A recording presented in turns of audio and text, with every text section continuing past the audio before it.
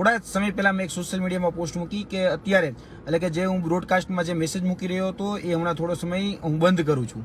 ખાસ કરીને એનું તાત્પર્ય એવું હતું કે વર્તમાનમાં જે રીતે જોવા જઈએ તો આપણે બધા જ જાણીએ છીએ કે તે 14 તારીખના સંમેલન જે સંમેલન જે થવાનું છે રાજકોટ ખાતે તેની તૈયારી જોશમાં ચાલી રહી છે. બીજી વાત કે અત્યારે એ સમય છે જેમાં અલગ અલગ જિલ્લા તાલુકાઓમાં સંમેલનો થાય છે ત્યારે એ સમયની વ્યસ્તતા પણ છે. બીજું કે અત્યારે હું 250 જેટલા ક્ષત્રિય સમાજના ગ્રુપમાં હું એડ છું અને જેમાં અલગ અલગ જગ્યાએ કોઈ પણ ઘટના બને તો એ ઘટનાના મેસેજ સીધા જ હું જે ન્યૂઝ ચેનલો હોય, ન્યૂઝ માધ્યમો હોય એ માધ્યમો સુધી પહોંચાડતો હતો. ઇલેક્ટ્રોનિક મીડિયા, પ્રિન્ટ મીડિયા અને ખાસ કરીને ડિજિટલ મીડિયા, આ તમામ માધ્યમો સુધી હું મારા મેસેજ પહોંચાડતો હતો. પરંતુ છેલ્લા 2 દિવસથી ઘટનાક્રમ એવો બન્યો કે સોશિયલ મીડિયા ઉપર થોડા સમયથી ઉશ્કેરણીજનક મેસેજો એ વધી ગયા છે. કોઈને કોઈ રીતે એન કેન પ્રકારે ભડકાવવા અને ભડકાવવાની સાથે સાથે કોઈને ઉશ્કેરવા એ ઘટના સૌથી વધારે બની. તો મને એવું લાગ્યું કે ઘણી વખત એવું થતું હતું કે ભાઈ હું જોયા વગર જ મેસેજ જે ફોરવર્ડ કરી દેતો.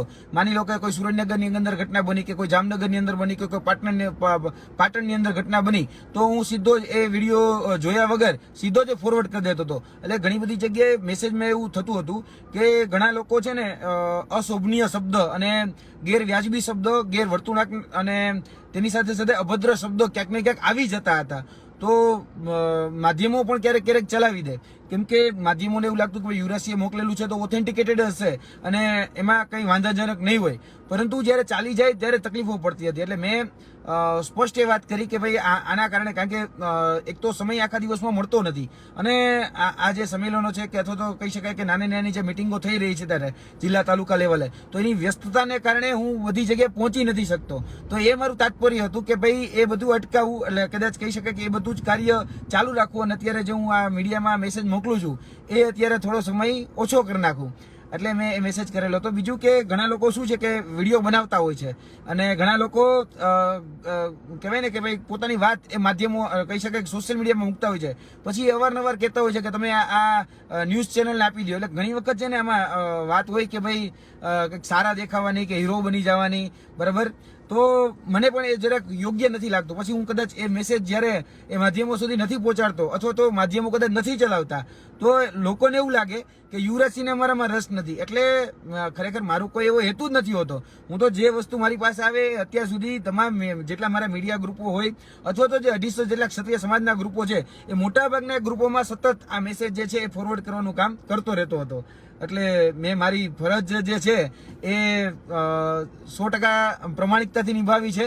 માધ્યમો પણ ખૂબ પ્રમાણિકતાથી અને નિસ્વાર્થપણે એ પોતાનું કાર્ય પણ કરી રહ્યા છે. પરંતુ ઘણા જે સ્વાર્થી લોકો હોય અથવા તો ઘણા જે કહી શકાય કે પોતે કંઈક ને કંઈક હીરો બનવું અથવા પોતાની વાત એ મૂકી અને ક્યાંક ફેમસ થવા માંગતા, તો એવા લોકોને પછી હું કઈ રીતે પ્લેટફોર્મ પૂરું પાડી શકું? કારણ કે બધી જ જગ્યાએ મેસેજ તો પૂરો, કારણ કે ઘણી બધી જગ્યાએ એવું થાય છે કે કોઈ અભદ્ર ભાષા થઈ જાય અથવા તો કોઈ ગેરવર્તુળાક થઈ જાય, અસૈદ્ધાંતિક વાત થઈ જાય કે ગેરબંધારણીય વાત થઈ જાય તો એને હું આગળ એને પ્રમોટ ન કરી શકું, એ તમે સમજી શકો છો.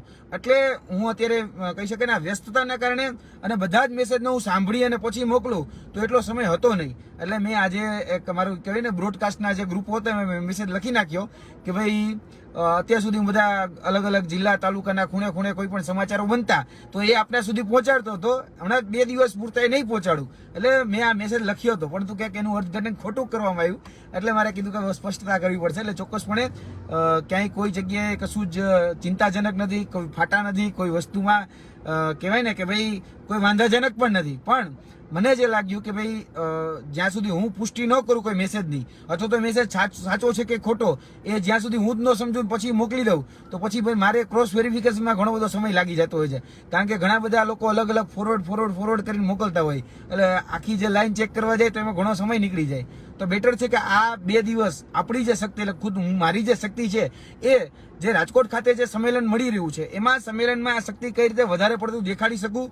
મેં એવું કીધું છે કે હું આપણે કઈ ન કરે પણ 50,000 લોકો તો ભેગા થશું જ એમ. એટલે 50,000 લોકો ગામડે તાલુકાથી કઈ રીતે ભેગા થઈ શકે, તો એ તાત્પર્ય હેતુસર અત્યારે હું મારું કામ કરી રહ્યો છું. અત્યારે પણ આગળના દિવસોમાં પણ 2 મોટી જાહેર સભાઓ છે. પ્રાંતિજ જવાનું છે, ભરૂચ જવાનું છે, એની સાથે સાથે મધ્ય ગુજરાતમાં 2 જિલ્લાઓમાં પણ સભાઓ છે, એક સુરતમાં પણ સભા અત્યારે થવાની છે. તો આ બધી જગ્યાએ જવાનું જવાનું છે, તો એના પણ કામકાજો રહેતા હોય છે, તાલુકા જિલ્લાઓના પણ નાના નાના કામકાજો રહેતા હોય છે, એટલે આ મેસેજ મૂક્યો હતો. પણ ક્યાંક કોઈક જગ્યાએ કોઈ અર્થઘટન ખોટું થયું એટલે આ સ્પષ્ટતા આપવી જરૂરી હતી. બાકીની વાત ચોક્કસપણે હું કરતો રહીશ, અને સાંજે એક સરસ મજાનું લાઈવ કરી અને વર્તમાનમાં જે ઘટનાઓ બની છે, વર્તમાનમાં જે પણ બાબતો છે એ બાબતો હું મૂકતો રહીશ. એવું હશે તો મારી ટીમને કહીશ કે ખાલી ફેસબુક ઉપર અત્યારે જે કદાચ માહિતી મળતી હોય તો એ ક્રોસ વેરીફાઈ કરી અને ફેસબુક ઉપર મૂકે, બાકી બીજી જગ્યાએ ન ચડાવે તો સારું. અથવા કહી શકે કે આપણાથી કોઈ ઉશ્કેરણીજનક બાબત એ મારાથી પણ જાણતા કે અજાણતા, જાણતા તો ન જ થયું છે પણ અજાણતા પણ હું માનું છું કે મારાથી કોઈ જગ્યાએ ઉશ્કેરણીજનક કોઈ પણ વ્યક્તિનો વિડીયો કે કોઈ પણ ઘટના એ મારાથી ન બને એના માટેની મારી તકેદારી એ મારી જરૂરી છે. કારણ કે હું જાહેર જીવનનો પણ માણસ છું અને હું નથી ઈચ્છતો કે ભાઈ એવો પ્રસંગ બને કે એવો સમય આવે કે પછી આગળ જતા કે ભૂલ કે પશ્ચાતાપ કે માંગણી કે કહી શકાય કે મારે કશું દિલગીરી વ્યક્ત કરવી પડે. બસ આટલી જ વાત છે, બીજી કોઈ વાત નથી. અત્યારે હું બહાર છું, બરાબર છે, પાટણ સાઈડ છું અને મારા મિત્રોને મળી અને ત્યાં પણ કેટલા લોકો આવવાના છે આખું જ એક લિસ્ટ તૈયાર કરી અને એ કાર્યક્રમ ચાલુ છે. એટલે રાતે 100% લાઈવ થઈ અને આપની જોડે ચર્ચા બીજી કરીશ. જય હિન્દ, જય ભારત, જય માતાજી.